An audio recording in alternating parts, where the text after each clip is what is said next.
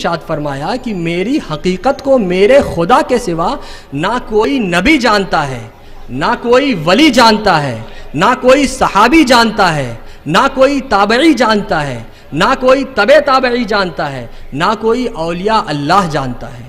तो दोस्तों, ये तो हाल उनका है जिन्हें रसूल के साथ ज़िंदगी गुजारने का मौका मिला, जिन्हें रसूल के साथ चलने का मौका मिला, जिन्हें रसूल के साथ उठने बैठने का मौका मिला, जिन्हें रसूल से बातें सीखने का मौका मिला।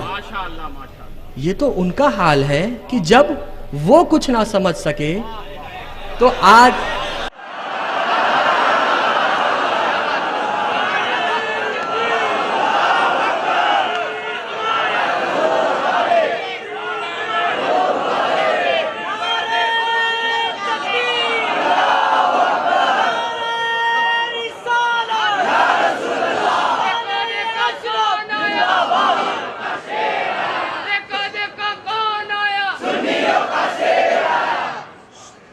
ये तो उनका हाल है कि जिन्हें रसूल के साथ ज़िंदगी गुजारने का मौका मिला, जब वो कुछ ना समझ सके तो आज का ये छोटे पैजामे वाला और लंबे कुर्ते वाला दो टांग का जानवर ये कैसे समझ गया। ये जानवर बोलता है कि नबी की सीरत जाननी है, आइए आइए मैं बताता हूँ। हमारे नबी तो ऐसे थे जो किसी पर जुल्म नहीं करते थे। हमारे नबी तो वो थे जो माँ बाप की इज़्ज़त करते थे। हमारे नबी तो वो थे जो बड़ों की इज़्ज़त करते थे और छोटों पर शफ़क़त करते थे।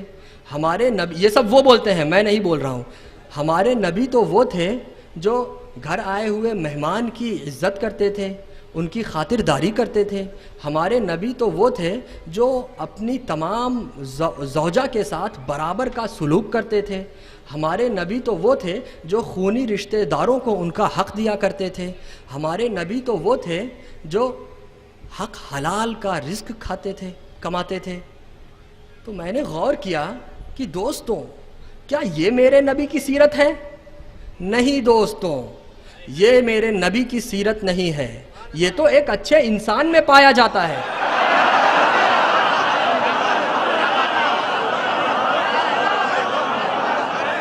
ये तो एक अच्छे इंसान की सीरत है। दोस्तों, जब आप नबी करीम सल्लल्लाहु ताला अलैहि वसल्लम की सीरत बयान करें तो ऐसी बातें जिक्र करें जो किसी आम इंसान, तो आम इंसान, दूसरे किसी नबी और रसूल में भी वो बात नहीं होनी चाहिए। तो दोस्तों, चांद का दो टुकड़े हो जाना ये मेरे नबी की सीरत है।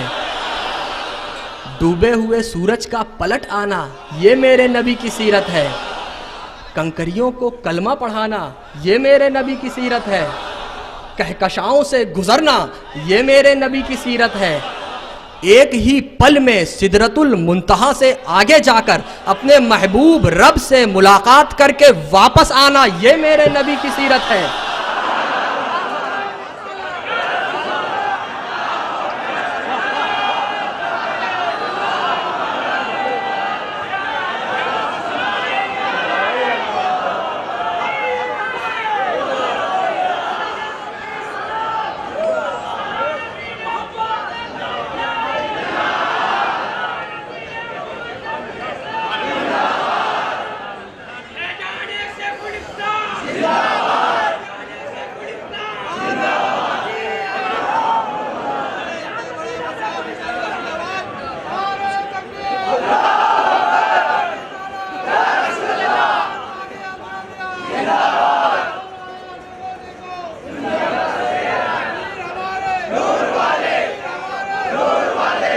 मेरी गुजारिश है कि आप हजरात अगर इस कसरत से नारा ना लगाएं तो बड़ी मेहरबानी होगी।